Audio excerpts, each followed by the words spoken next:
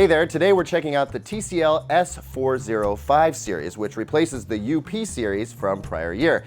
With this series of TV, you get 4K, standard HDR, and it all runs on the Roku OS platform.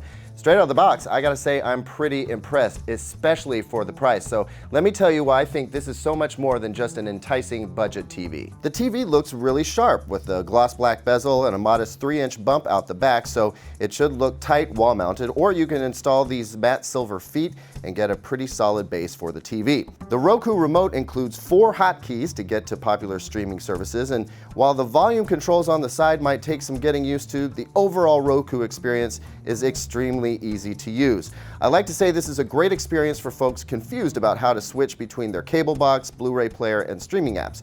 Roku makes it easy, and you can order your components and apps however you like. For picture settings, we barely had to make any adjustments. I opt for the movie setting for most non-HDR content and the dark HDR setting when using HDR, though we test out TVs in dimmed rooms and you may prefer another preset. I did back down the brightness just a touch and turned the sharpness all the way down, but made no changes to color.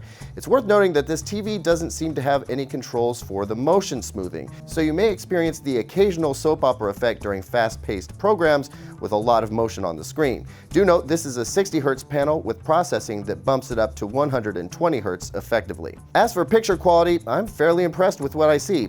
I didn't have to make any changes to color settings, which is saying something special at this level, and I've seen brighter HDR and the shadow detail isn't as impressive as TVs, say 3 times the cost, but wow, this is pretty incredible for the price. The S405 offers a really nice uptick in picture quality over 1080p TVs from just a few years ago. It's bright, it has great clarity with solid detail, and the color looks great right out of the box without a bunch of messing around. With Roku OS and solid HDR, this TV is easy to recommend.